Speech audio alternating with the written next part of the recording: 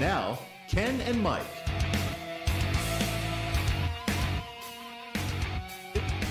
We are. Yeah, that's what I said. Yeah, you caught me playing with my microphone. Yeah, that's all right, though. You caught me playing with my microphone. All right. So thank you. Welcome to the Ken and Mike Show. It's Tuesday night. We're back, as always, on these Tuesday nights. We had that little sabbatical. We came back last week. Yes, I'm feeling better this week, too. So am I. So much better. Have a little pain in the back of my head, but that's okay. That's not I don't know. corona. No, it's not. That's not corona. It's a nerve, I think. But everything is good. Mike, how are you? Excellent, good. Kenny. Yeah, good.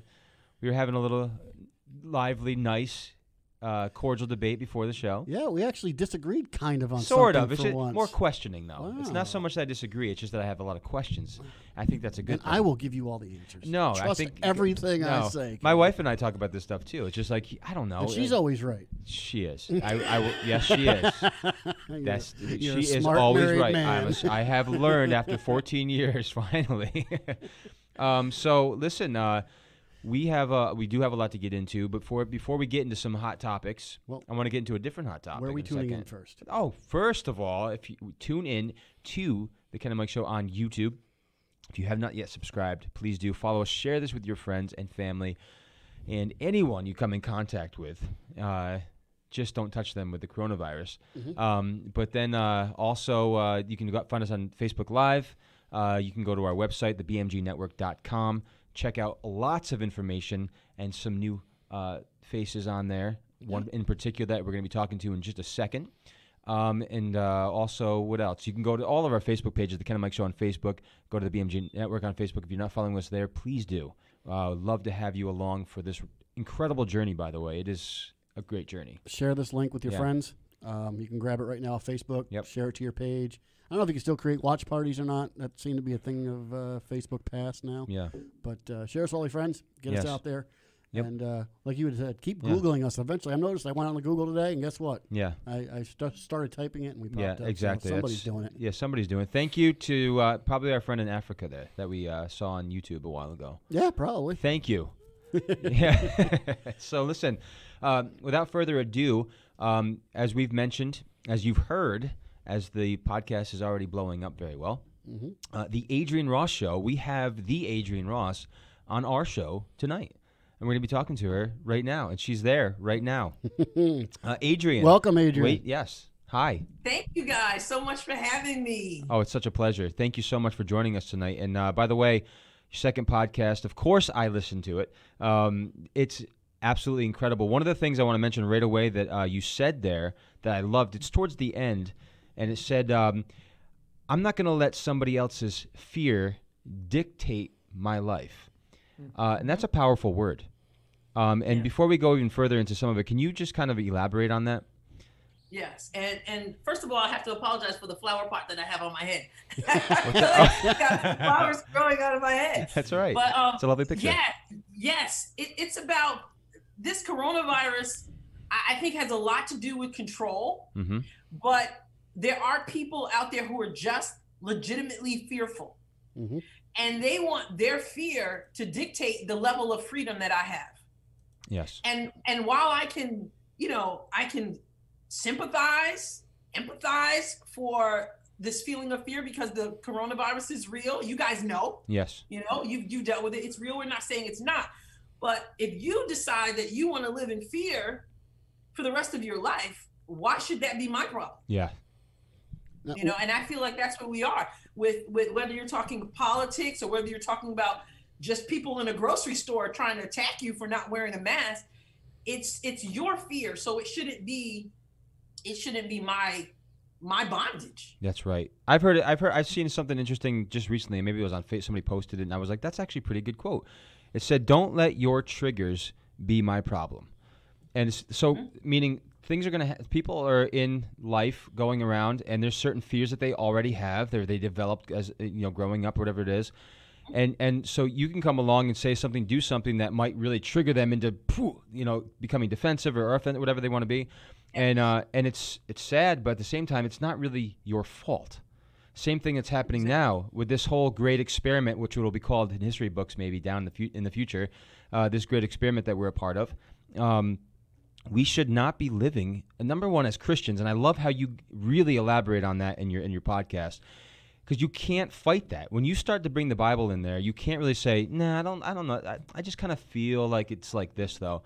Yeah, but you said you're a Christian, you believe in God's word, so she's telling you the word, or we're telling you the word. Yeah, I know, but no. What authority does it have? Yeah, what authority does it have in your life? And that's the question that we all should have. And you talked about selfishness, too. I'm sorry I'm going all over the place, but it was so fantastic in the way that you said some of these things. It's like, who's really selfish here? Yeah. Yeah, why is it just on my and again, I understand that we have to love one another and we have to bear one another's burdens, but you know what? You also have to bear your own burden. The Bible says. Yes. You know, and so maybe you're the one being selfish. You're saying I'm selfish because I won't get vaccinated. I mean, first of all, that's just some nerve. Yeah. You know, and second of all, I tried to turn the tables a little bit. Okay, you know what? This is an experiment. We don't know the long-term effects. We don't know how it's going to affect you. So maybe you're being selfish by getting by being vaccinated, and then if something goes wrong, I got to take care of you. Yeah. So again, I'm not saying that that's going to happen. I'm not saying, but I'm saying that why is the onus on me to cater to you? Yes. Right. And you know what? Like you said, when you look at it spiritually, you know, fear doesn't just bow down. Fear has to be, you have to fight against that thing. Yes. And that's why I shared my experience where I was like, you know what, I don't want to be in these close quarters with people who are hugging and shaking up on kissing on everyone. But I had to say at some point, I have to do the thing that I'm not comfortable doing. Mm. Otherwise, I will be 90 years old, not wanting to go out of the house unless everyone is vaccinated. Right. So I've got to take a step, because until I do, I'm going to find myself in that same spirit of fear. Mm. Now, you mentioned control. Explore that for a second. In what regard do you define, like you said in your podcast, how do you see this as a control aspect of coronavirus? I think there's an agenda there that's not quite revealed yet. But I also think that people found out, I think that people learned how easy it is to get people to comply to their mandates, whatever they may be. Absolutely. And when you throw fear in there, then you really have people in a stronghold, because they think that it's all about self-preservation, So if I heard people say, if they tell me it works, I'm just going to do it. Yeah. Right. Because I'm afraid not to do it. So there's that. But I also think that some people have come to the forefront. They've gotten a platform through this whole thing.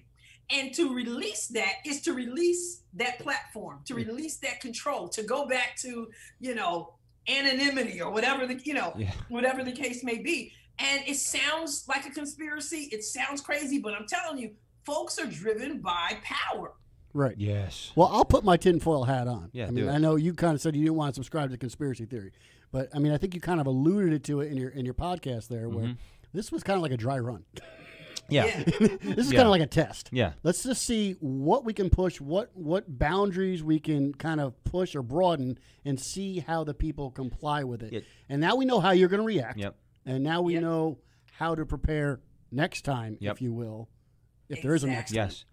Exactly. That's exactly right. And I love how you also, you mentioned this just a minute ago, is that it's a spirit. See, that's what I think people forget. It is a spirit of fear. And people they don't realize this. They're living in fear, and that is a spirit. And one thing that we have lost here, and Ted just mentioned it on his podcast a while ago, is common sense. So we have to have a sound mind, right? That's what we have, not a spirit of fear, but a power, love, and a sound mind. So if we have a sound mind, we'll actually use that thing, discipline thought patterns so that we can establish these good thoughts and actually walk in that spirit that God's given us, not what the world has given us. Unfortunately, this great experiment, as we mentioned, and this control, it's working very well on their behalf, at least on the surface. We don't know what's going on in the hearts of men. We get it. Right. Look at even Peter was freaked out after Jesus. He lost it. The rooster crowed, and he was just like, "What?" But we all do this sometimes. But prayerfully, we get back up and we say, "You know what? I learned my lesson. I made a mistake. This isn't right. This is what we need to do. This is messed up." And I'm praying that people wake up sooner than later. And the thing is, I said in the podcast, and it's so true. I walk into an establishment and I just want to have a conversation with people. Right. The guidelines have been, and I'm here in the Midwest, so the guidelines have been loosened, longer than New York. You guys just don't want to. You don't want anybody. We just had it. Yeah, it's crazy. But I just want to have a conversation with people and say, how long, and I have with a couple of, how long are you going to do this? Right. I mean, they've already said you don't have to, but you look and there's a plethora of people with the masks on. And like I shared, I was just in Long Island in New York City, and the poor girl, the little girl about 6 years old, walking down holding a pink coat, doing her best to keep up with her family with this coat over her eyes and her mouth and all this stuff, and her, trying to, and I'm like, how long are you going? At what point do you say, you know what, I have to, even if I'm afraid, do it afraid? Right. Exactly. Or Whoopi Goldberg saying, I'll be 90 years old doing this until everyone is vaccinated. Nancy Pelosi saying that you're selfish and do you want people breathing in your face, as she said, and it was almost like she was so vehement about it. Like there's this disdain for anyone who exercises their right not to be experimented on because you're so afraid. But you don't believe in the vaccine because you're still wearing the mask and you still want to social distance and you still, so where does it end? This has become the new normal. And I feel like unless we rail against it, non-violently, of course, lest I be accused of being, advocating violence, unless we rail against it, this people tend to not loosen the grips on other people. Yeah. It's crazy. When in history has it been, the onus been on me to protect you? When? Right. Right. I mean, if you're cautious or if you're concerned about your well-being or your health, who does that fall on? That falls on you. Right. Yeah. Right. Why does that fall on me? Yeah, you can choose to help if you want to, but it should be a choice. But now they're trying to phase it in such a way that I'm being, as she said, selfish for exercising what is my God-given freedom to do as I will. Yes. It's on me. Now, compulsively and as of what God has done inside me, it should be my compulsion to want to protect you, but not my obligation. Compassion. Yeah. Yep. Right. And that's just it right there. And yeah, I don't know. I mean, right now, as far as where it's going, like you said, I pray that we do start to stand up and say, you know what, just enough is enough. We don't have to live like this. This is not okay. And prayerfully that's what happens. And I know you only have a few minutes. I don't want to cut you off from this subject because there's so much. And by the way, if you haven't, I'll mention this now, I'll mention it again in a second. If you haven't checked out her newest podcast or her pilot podcast or her, the title of this is incredible, hashtag Black Love and White Privilege podcast. It's her first one that she put out last Tuesday. Please go to the bmgnetwork.com and check it out there, or go to any major podcast platform of your choosing. But can I say, hold on one second. Go ahead. Adrian, your podcast last week, can I use the word courageous? Beautiful, well done, and saying what is on a lot of people's minds, but don't have the audacity or the fortitude to say so. But again, saying it you talk to everybody, but you talked especially to Christians. It's like, show me you prove how it contradicts what the Bible says about love. Mm-hmm. Love comes from God, period. Not from a person, not from a thing. And I thought that was beautiful. And we could talk. And love doesn't have a flesh tone. That's right. It does not have a flesh tone. And while I understand, listen, in all transparency here, if I'm watching a game show this is just black people. We're rooting for the black person. Right. It's just instinctive. We're not just like women will root for. It's just something there, and that's just all kind of fun. But when you start getting deep into really rejoicing more because of one race over another. Right. And although, again, we all have different communities have different challenges. Yes. So I get that. But there is I see people, it's like, you don't have anything to say about a good story for just anyone, but it's the hashtag Black Love. And I'm just thinking there is no black love or white love. There's just love. Yes. There's just the love that I just can't, like I said, hashtag Jesus, hashtag Jewish love. I mean, I just can't, I can't see that. But it's love. But there's such a need for healing that you've got to go around saying, I matter, I matter, I matter. Look at me, I matter. As opposed to just walking in the knowledge that you matter because of the love of God. And he doesn't love you just because you're black. He just loves you because you're his. Yes. You know?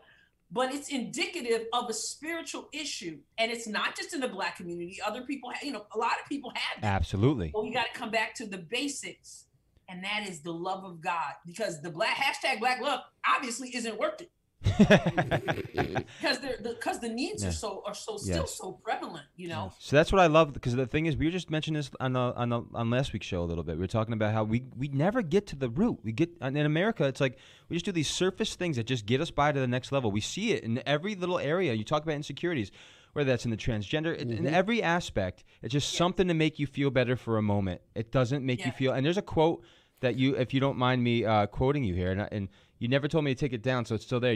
What I love about this, and I put it there because I'm like, this is just an excellent quote by Adrian Ross, and it's that we need less yes people in our lives and more people who will tell us they love us, but our hearts are wrong. You can feel good for the moment, or you can be free forever. You decide. It's a decision on your side. I have that decision. You have that decision. You have to make that decision. I love that. I think that's why what you guys are doing is so important, because people don't want to have real conversations. You know, it's like what's done in Vegas stays in Vegas. Or in our family, Mike was just there. In our families, we've been told what's done in this house stays in this house. You know, and so we're so trying to protect and everything, and no one wants to be transparent and real. Yes. You know, and unless you say, this is the issue, and be real about it, you'll never get anywhere. That's right. Because you're not being honest. Yes. Well, I always say, go ahead. No, I'm sorry. I didn't mean to cut you off. But no, go ahead. What I always say is these are first world problems. I mean, you take any of the any headline off of Fox News, ESPN, CBS, even Newsweek or Newsmax, whatever you want to, and take these problems and they'll go bring them to tribal people in Africa, or go bring them down to Haiti. They'll look at you like you got 15 heads. Yeah. And like you were just saying a second ago, because we're only treating the surface. We're not getting into the issues. No. Are these people worried about transgender issues? Are these people worrying about Black Lives Matter? No. They're saying, do you have water for my crops? Exactly. Yeah. So we invent problems here in America or in the Western Hemisphere. Oh, it's what keeps the political regime going. So, and I know you only have a few minutes, Adrian, but I want to get your quick take on Israel. What's your thoughts on Israel? Are they couple questions? Number one, are they still today in today's, covenant? Are they God's chosen people, and should we completely defend them? Go for it. Absolutely. Okay. Absolutely. I mean, they are God's chosen people, and of course, we are spiritual Israel. That's right. But I worry about our nation anyway, but I worry about our nation if we're not going to take that stand for Israel, because we're going to find ourselves in a really, really bad place if that's the case. So yeah, absolutely. That partnership that we have, that covenant that we have is vital. Mm-hmm. It's vital, and I wouldn't want to mess with it. And I would want to defend with everything that we have. I believe that. Yes. Okay. Amen. Yeah. All right. Yeah. All right. She said it for me.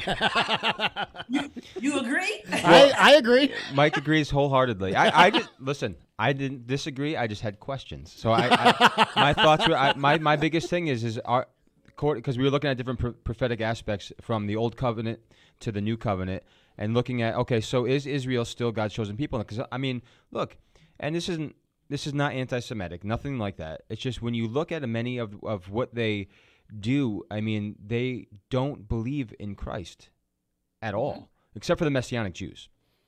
And so that's the only questions that I start to have. I'm like, some of the sayings that they have, not in the Torah, but there's other articles that they utilize, are blasphemous.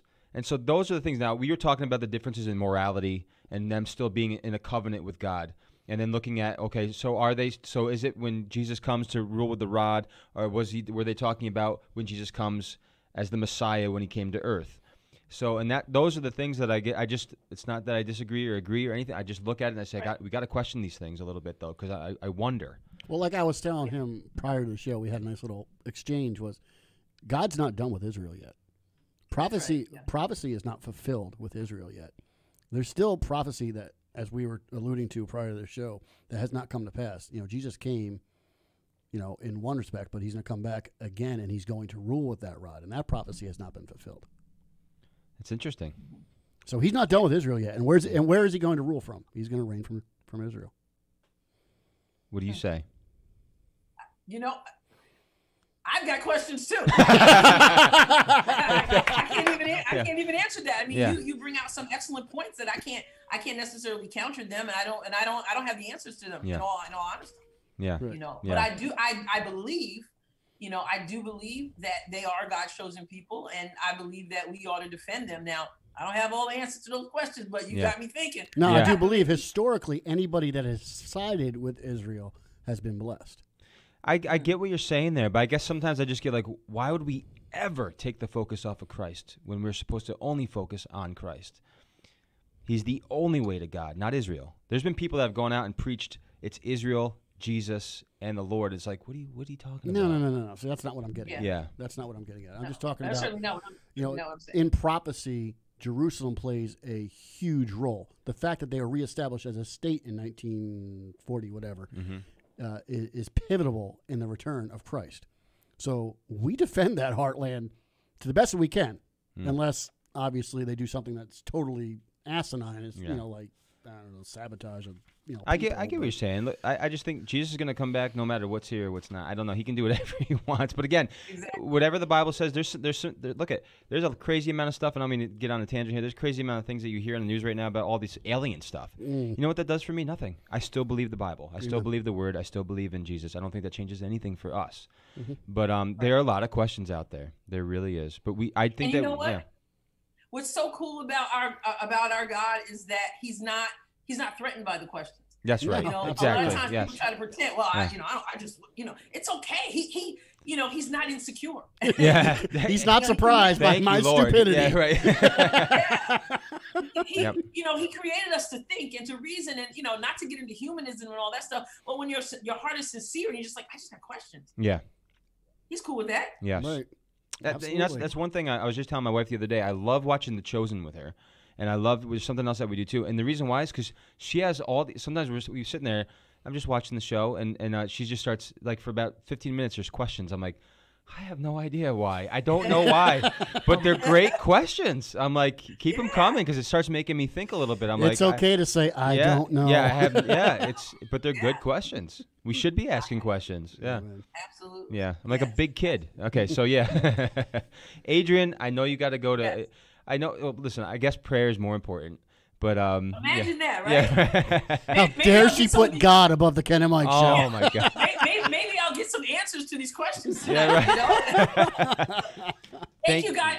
Let me just say this: I really appreciate the invitation to be a part of the BMG network and to start the podcast. Something I had thought about, wasn't quite sure. But you've given me that opportunity to join what you're already doing, and you're already impacting lives. And so I just want to say thank you for taking a chance on me and the support and everything. And I think we're going to have a great time. I think we're going to have a really great time. Thank you. Yeah, seriously, thank you very much. It's a huge privilege. Yeah, so listen, Adrian Ross, AdrianRossCom.com. There's a couple websites you want to throw out there, please. You can go to the BMG Network, and all her websites are on there as well. You can go to any major podcast platform, check out her podcast, The Adrian Ross Show. She's got a litany of things that she's involved in. Yeah, and books. Don't forget her books. You can, again, go to the BMGNetwork.com. I'll just say that here that way because all the links are there. Check it out. Please do. You will not be disappointed. I'll tell you that. Please do, everyone. Yes. Thank you, guys. Thank you, Adrian. Have a great night. We'll talk soon. God bless. All right. Bye. So.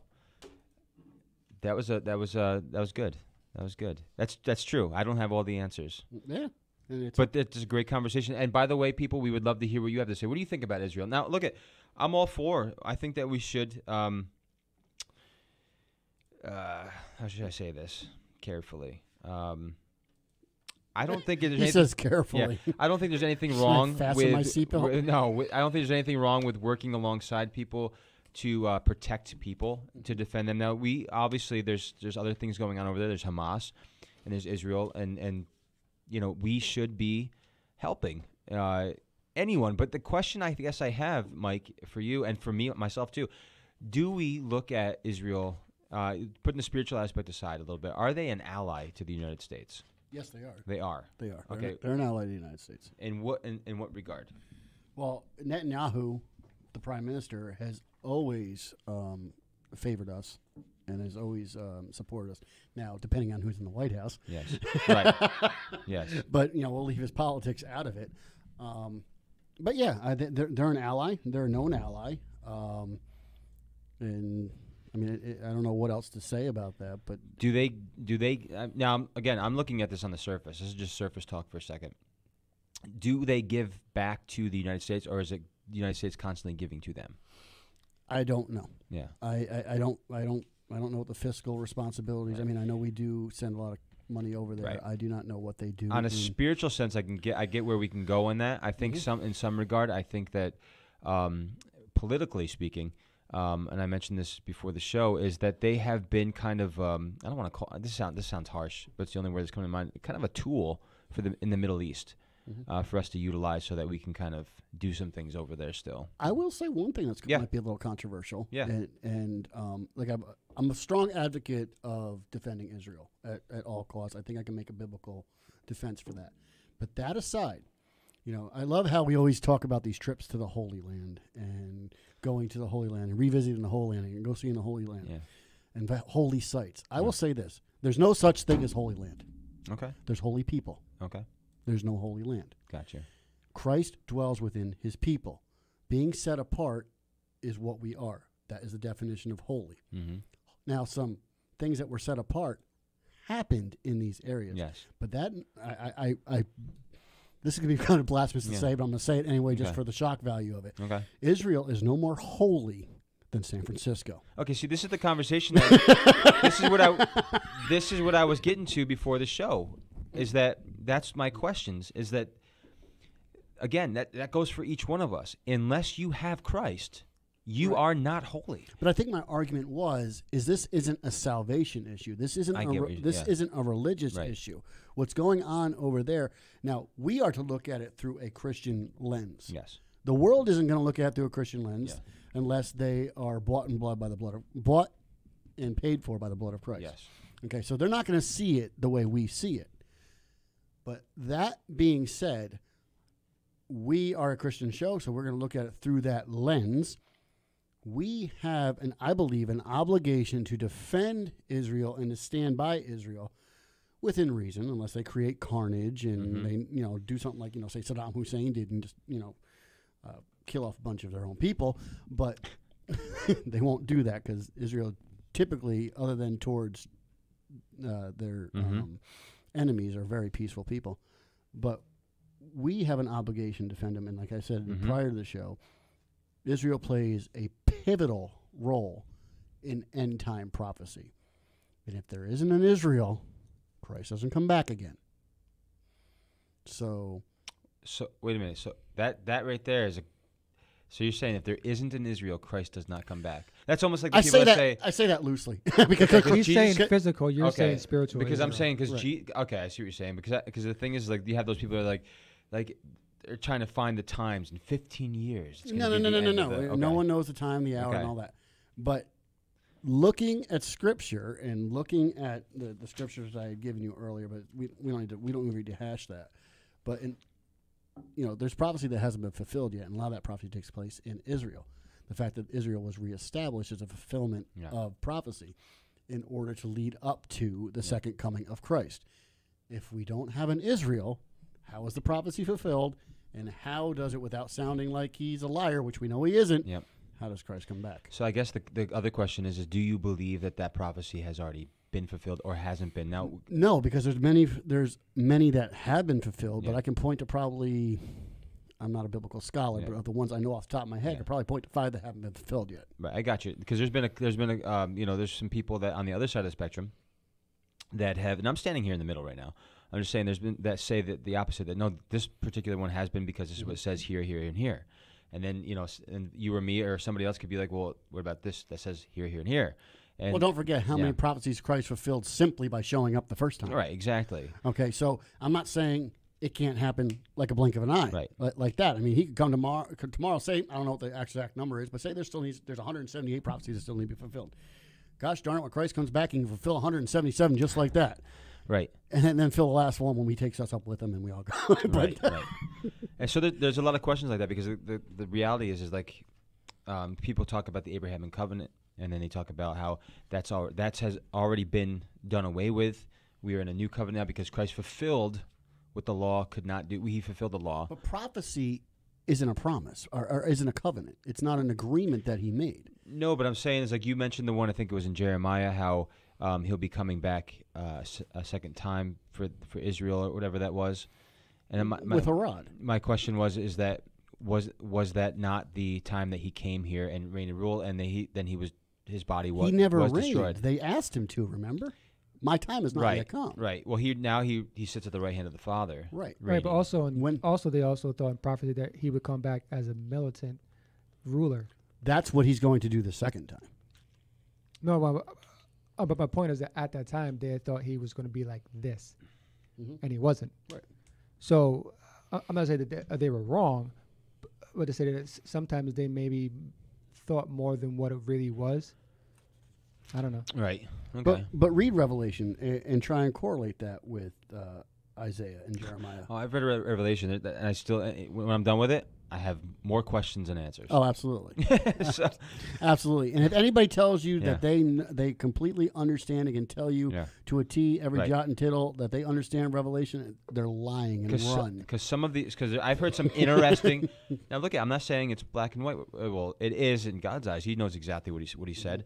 But you talk to people who said, well, this thing right here was already done because of this, and you're just like, oh, okay. And then it's just like, I don't know.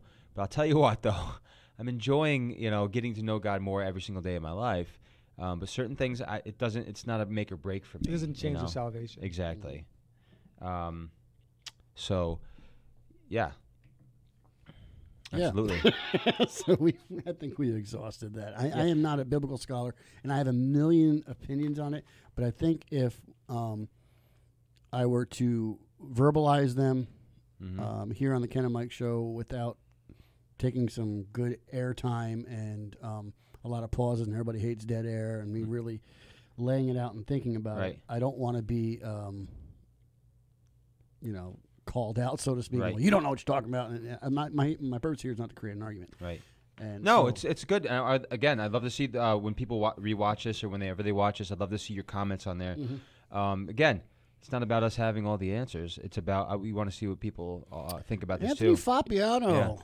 By the way, tuned into our show tonight. Do you? Does your phone have a plug-in so you can do a phone on that? I saw the phone number up there earlier. Yeah. The question being is, I'll tell you in a second. So, Mike, I do want to say while we're waiting here, the border, Kamala Harris, our buddy. Oh, we're going to Vice completely President. transition. I want to translate it because you know what? I want to ask, why in the world hasn't she, well, she's been appointed to solve all these problems down there at the border. What is she doing? Is Kamala Harris. That's good. We did it, Joe. Yeah, right. Yeah. How about we say, yeah, Joe? Yes, we can. Yeah, she was appointed to be the czar, basically, of the border. Right. How many days ago? It was over exactly. 60 days ago. And she has yet to visit the border. Now, if you've been appointed to solve a problem somewhere, do you think, now, Kenny, I want you to go solve the problem with why McDonald's ice cream machine is never working. Now, do you think from sitting from your desk, you're going to figure that out? No, you're going to go there and probably try and ascertain what it is they're talking about. Which ice cream machine is it? Well, I'm just going to ask the people. You go to different McDonald's. Right. Yeah, I'm just going to have people go over there for me. Take some camera footages of the good parts of the machine. Bring it back to me so that I can publicize that in the media, so that we can show that it's working fine. As you're eating McFlurry. Did you hear about Senator Rick Scott? I did not. I need to applaud him here on the Ken and Mike show and clap. Oh, is it okay? Yeah. Oh, he made a tweet today. Okay. Or maybe it was yesterday. Hold that tweet. Hold that tweet for 1 second, Mel. Can you hold up a little sign with your phone number? I don't want it to be on camera. I want to give it to Mr. Ted Flint. Wants to chime in a second. So, okay. Read that quote, please. I want to hear what he has to say. I did not see this tweet today. Senator Rick Scott said, "Flying over the border at 35,000 feet does not count as visiting." Now, 123 days since taking office, it's shocking to see the lengths to which President Biden and Vice President Harris will go to avoid seeing the border crisis for themselves. Apprehensions at the border rose above 178,000 in April alone, nearly 6,000 a day. This is about the safety of American families. We secure the border now. That's But I just love the quote. Flying over the border at 35,000 feet does not count as a visit. right. Exactly. Senator Rick Scott, thank you. Thank you That so was much awesome. for that. He just trolled Kamala Harris. Exactly. So Absolutely. that's what's got to be done now. That's what's got to be done. And we might be hearing from the Pac-Man in just a minute. He might call in on this as well. So listen though. There's some obviously she's taking a lot of heat on this. She probably doesn't care. Because she is the vice president and she can do whatever she wants. She's the president. Let's face it. She's the president. She is the president. She is pulling the strings. The Harris-Biden administration. I want to. What is the character from Toy Story?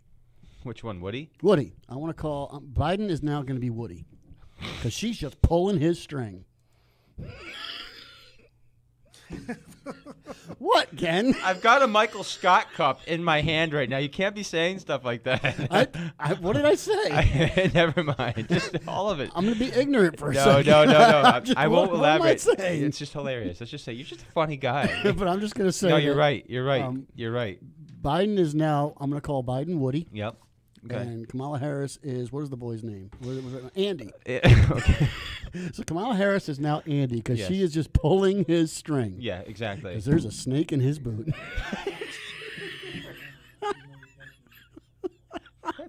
Yeah, absolutely. Am I wrong? No, you're not. But listen, it's been so. Let me see. This particular article right now just came out. What's the date today? No, this is a while ago. But He's here. he's here in the building. He's here. No. Listen. He's on the phone. Let's see what Ted Flint has to say about this. The Pac-Man. Are you there, Mr. Pac-Man? I'm here, Ken, but I can barely hear you. Oh. Can you Interesting. hear us now? Oh, maybe you just have to turn up something over Pac-Man. there. You can hear us now? What are you, Verizon? I don't know. This is not. This is not my hear cell you. phone. Yeah. Okay. Good. So, Ted, we were actually just talking about Israel, and then now we're talking about Kamala Harris not visiting the border, which is just so interesting. Before we get into now that I want to backtrack for a second. Where do you stand with Israel, Mr. Pac-Man?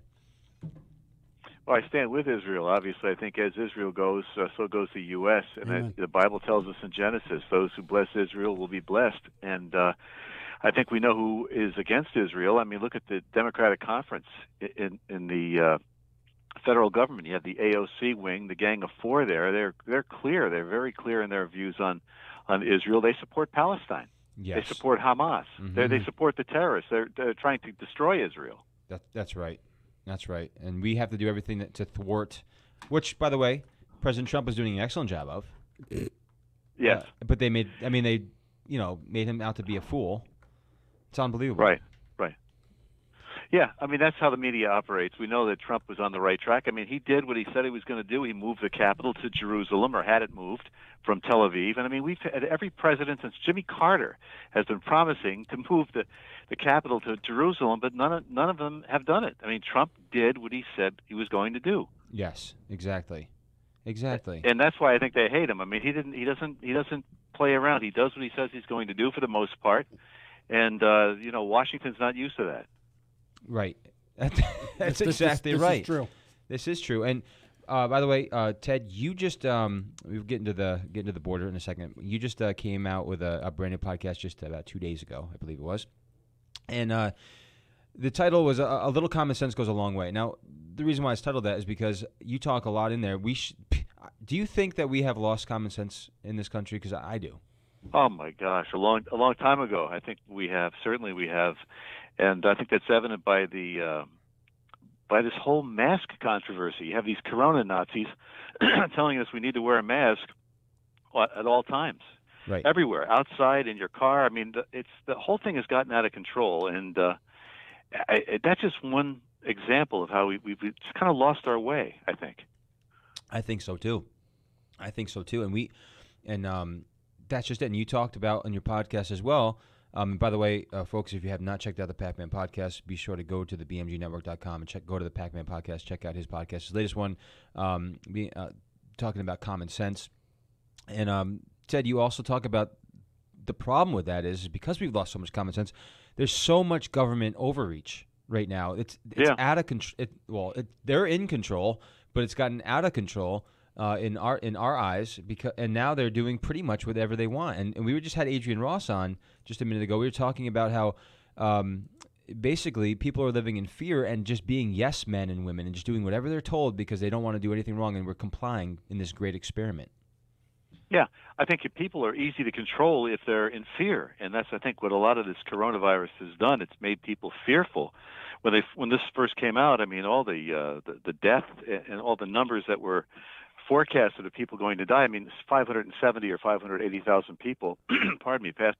It's unfortunate, but when you scare people like that, I mean, they're easier to control, and I think people are. I'm just taken by how willing they were and are to relinquish their freedoms and their liberty over a virus that's 99.6% of people recover fully from. Yes, and I don't understand it. I just for the life of me don't get it. And I'm down here at the assembly. We're getting mixed messages on whether or not we should wear masks, and a few of us here in our office, with the Republican conference, we don't wear masks anywhere, and we get really kind of nasty looks in the hallways, and then from around here, because most people down here are Democrats, and all the Democratic legislators, they're masked up inside the chamber. They have to be inside the chamber, but even outside, speaking outside the legislative office building, I passed a couple today. They're masked, and our guys, they're out, smoking cigarettes, and they're in close quarters, and nobody wearing a mask. It's amazing, really. There are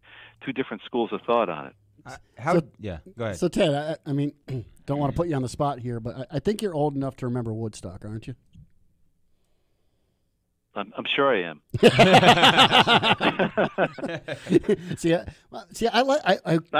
I like to make the contrast of where we've come politically and as a nation. I mean, I wasn't alive for Woodstock, but I watched the tapes. Okay, and the whole I was alive. The whole movement of the people of the time was so anti-government, so rage against the machine, this, that, and the other thing. But now the same party that was so that then is now quick to say, do whatever they tell you to do. That's interesting. They kind of celebrate. Yeah, I mean, the Woodstock people, the Woodstock generation, it is amazing. A lot of these people now are tenured professors in major universities, and they're lawmakers here in Albany, some of them, I'm sure, and they have a different view now that they're in the halls of power. But they put their faith in the state and in government, where we put our faith in God first, and then in individual liberty. I mean, we should be free to make certain decisions by ourselves. If anybody is going to get us out of the situation, the scenario is, it's going to be the collective people of the nation, not the collective powers that are in Albany and in Washington, D.C. It's going to be the people. It was the people that birthed this nation because of the tyrannical overreach of government and of state. So what is it going to take now? Are we just a bunch of pansies now, and we just don't want to do it, or we need to start throwing tea in the harbor again? Essentially, we've just that's right. I mean, we look what we did to Britain over they're raising the tax on tea a few cents. I mean, we've fallen a long way, and I think what we need to do is just as individuals, we need to just show people that we're not afraid. I mean, even the little signs we're showing other people here, that a few of my colleagues and I, as I mentioned, we're not wearing our masks, and people look at us funny, but I see more and more people beginning to go maskless, and I think if they see you do it, and I think they're thinking, well, geez, maybe if this guy's doing it, maybe I'm not going to catch the virus after all. Maybe because here's why I'm not disobeying orders. I mean, the governor issued a proclamation a week ago or so saying we don't have to wear masks inside government buildings as long as you're vaccinated. Well, they can't. I mean, I haven't told anybody whether or not I'm vaccinated because maybe I have on my podcast, because it's nobody's business. First of all, I have a right to privacy. So we're not wearing masks, and then the speaker says, "Oh no, that's not right. I mean, if you're in any assembly offices or if you're in the assembly chamber, you have to be masked up." So I'm an employee of the assembly, so I follow the speaker's guidelines on this. But the government buildings are under the auspices of the governor, He runs OGS, the Office of General Services, so they're in charge of the buildings. So if we're in their buildings, I mean, the governor, I'm going on what the governor says. I don't have to wear a mask. Right. So I haven't been. Well, So I mean, so we're getting mixed signals down here. I agree with you. I mean, I can hear that. I mean, people are really going to actually ask you, "Hey, where's your card?" I'm just going to start pulling out a card that says, "Oh, it's called HIPAA, and you cannot ask me anything." That's right. That's right. You know what I got to say about vaccine passports? It ain't happening. Yeah. I mean, this is America. Yeah. This is America. This isn't China or Soviet Russia. We don't have to. We don't have to succumb to that kind of a deal. There's a constitutional issue with vaccine passports. I think the governor understands that. Because if they well, anyway, it's a long story. I don't want to run off at the mouth here. I'm sorry, I can barely hear you guys. I hope I'm making sense. You're making great Can you sense. hear me okay? You're loud and clear. Yeah, you're loud and clear, brother. Okay, good. Well, I think fear runs both ways, though. I mean, in regards to they're using fear as a control aspect of us, but as we were just talking earlier about what do, we also not need to, as believers and those who want to fight for the freedoms of America, need to not be afraid of what can come at us for having this response. Yeah. Because as quickly as we stand up, there's many people that are once they get any sort of pushback, will immediately sit back down. And we need to support each other, lift each other up in this, and hold each other to this, and say, no, listen. That's right. I got your back, and I'm going to do it with you, and I'm going to stand with you. And that's what we need to do. Are you talking about the Republican Party? Yes. Okay. Okay. I thought so. What Republican Party? Yeah, right. Exactly. There is no Republican Party. There is no Republican Party here in New York State. It's moribund. It's just done. Yeah. I mean, it's in the city of Albany. I'm working on a column, Ken, by the way. I'll have it for you probably tomorrow, but it's awesome. What's going on in Albany is kind of mirrors what's going on in a lot of democratically run cities, which is most of them. I mean, look at Chicago this past weekend, 55 shootings, fatalities, and the mayor of Chicago, Lori Lightfoot, she's more concerned with the press corps looking more like the city of Chicago. She says the press is too white and too male. You have 30% of the city is black, and she wants the press corps to reflect that. But that's not important. What's important is it looks like a shooting gallery in Chicago, and Albany is getting they had 6 shootings here this past week in Albany, 2 fatalities, wow. And the mayor of Albany, Kathy Sheehan, is more concerned about bike paths and about lights in the city parks. It's like, straighten your priorities. Yeah. Well, they have this. You need to protect the citizenry. They have this deception of this utopia that they're going to create all these Democrats if we do things a particular way or their way. But yet they can't see the black and white facts when they're right before their face of every state, every town, every county that is run by these people looks like a cesspool. Yeah. Yeah. Yep. Yeah. I mean, the infrastructure problems, roads and bridges are bad. I mean, there's high crime. There's underachieving public schools, overtaxed residents. I mean, it's just the same in every city. I mean, look at Portland and Seattle and pick any city. San Francisco it looks like a third world country over there. Well, the fact that you have a map in San Francisco that tells you where human feces has been found on the ground tells you everything you need to know about the way the Democrats run their cities and run their government. Well, they're doing such a disservice to all these people, especially in Chicago and places like this, and because these are human beings, whether black or white or Hispanic or Asian, whatever they are. The reality is that you keep giving them free stuff, whatever that is too. I mean, these people are feeling like they're getting suppressed and they're high crimes. There is so much potential in these people as human beings, as Christ sees them anyway, and therefore they literally could be pushed to a place of really not wealth in the sense of money, but doing so well for themselves and their families if they could just get kind of a re-education of who they are, their identity. And that we talk about this all the time. We have a serious identity crisis, and I'm telling you, the Democrats love to make sure that you do. They don't want to know. They don't want you to know who you really are. They want you to feel like you need to be, under their wing at all times, so that you can feel better about yourself. But if you're a minority, they want to remind you of who you are. Yes, that's true. That's a good point too. I'm very conflicted. Yeah, Mel's conflicted.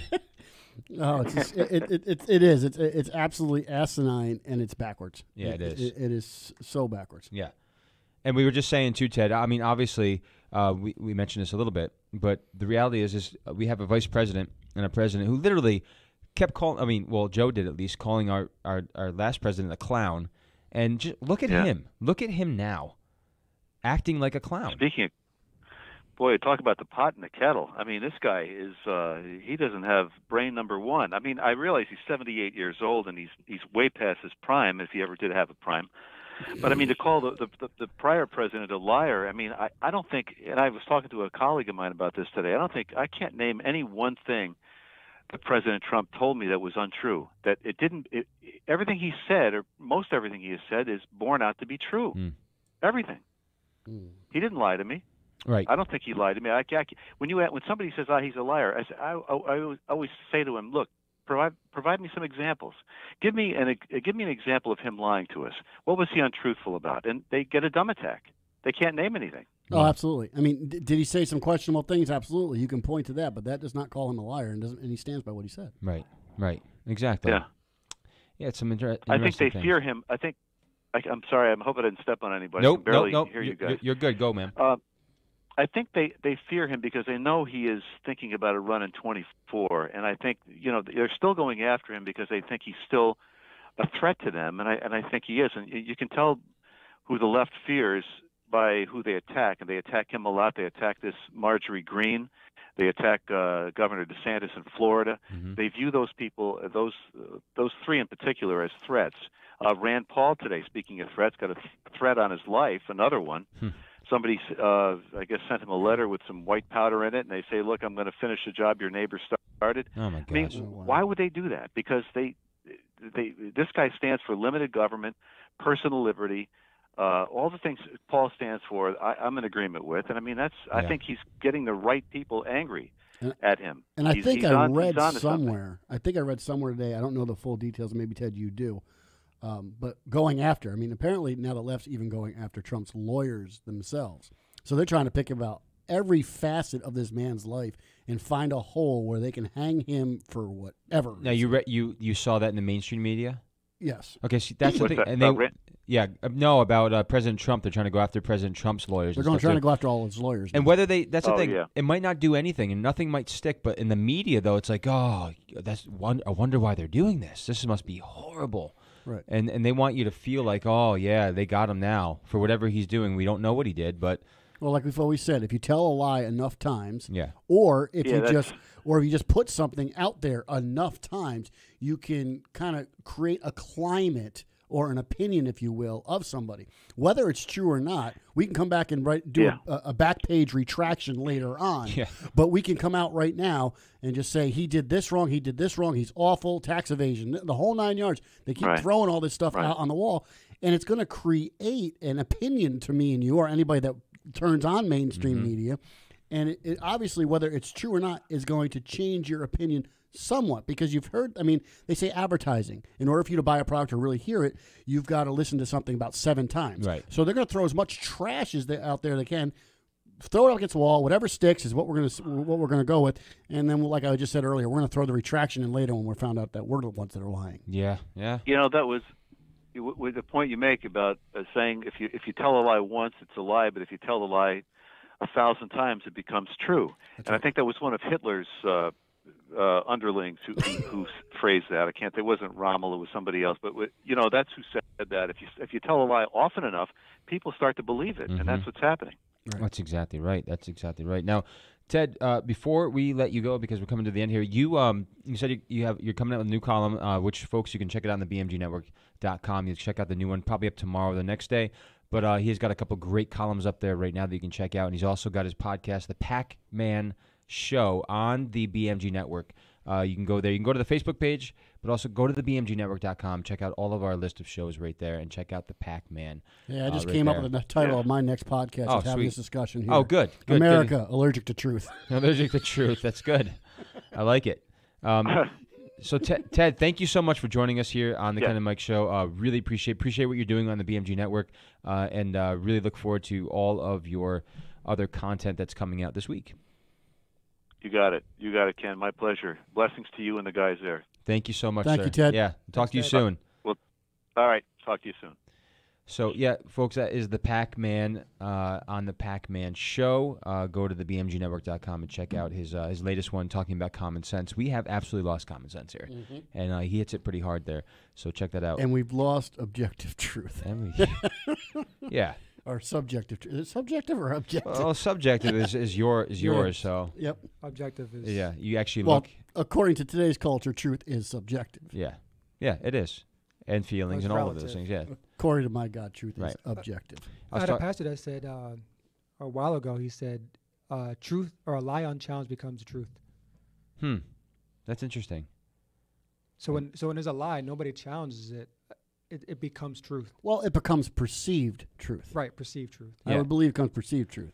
I mean, what a lie unchecked can't just automatically become a truth, Right. because black is still black when you hold up the pen, and if you don't say, well, it's really blue. Now, if you're colorblind, even if you don't agree with what somebody's saying, if you don't stand up, you got to go ask yourself, well, then who will? Because again, silence is consent. In some, now you might not agree with that person, but you just sit there and be like, I don't really feel like dealing with this right now, so I'm not going to, contest it or whatever. Like that. And You we've walk away.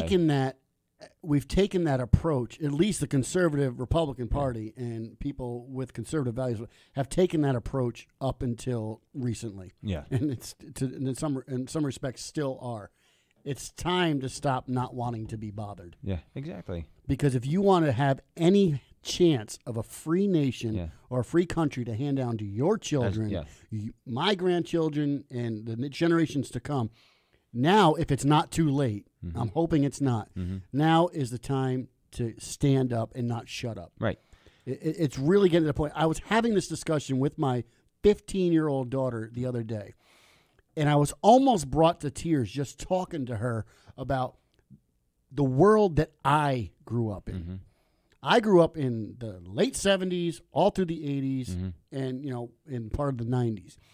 She does not get to experience the freedom. Yeah. How much we have come and how far we have gone. The freedom of the things that I got to, just the simple things I got to experience. That people will look at me as a father of 15 heads if I let her experience life in any way like I had. It's sad. And it's really sad where we've come as a nation. It's very sad. And we do need to stand up now, because I honestly, in the future, hopefully prayerfully, because we've stood up, you can look back and be like, oh, I'm so glad that those people did that for us. And because hopefully we're those people in the history book. I really do hope so. I am not like Adrian said, I am not for violence. I'm not for lifting. Not at all. But if somebody accidentally leaves a cargo bay door open of a B-52 as they're flying over Washington, I won't cry. Listen, Madonna. No, not over the White House. Okay. I'm not saying that. Okay. I'm just saying over the political cesspool that runs this country. I know exactly what you're saying. Listen, guys, if you have not yet subscribed to our YouTube channel, please do so. Tell your friends about it. We appreciate you and helping us grow this show and this network. That was hyperbole. If you have not liked us and followed us on Facebook, go to the BMGnetwork.com, or excuse me, BMG Network on Facebook, and also go to the Ken Mike Show on Facebook. Please like, follow, share with your friends. We appreciate you. Check out all the great podcasts on the BMGnetwork.com. And again, we will see you soon. Every Tuesday, 6 p.m. Eastern Standard Time. Appreciate you guys. Thank you. God bless you guys. Thank you for tuning in. And please let us know your views on all the subjects that we had tonight. Israel. Thank you, Adrian, border. for being on the show, and Ted, thank you for calling in. Appreciate you guys very much. God bless you guys. Mike, Mel, talk to you guys soon. See you next week. Yeah.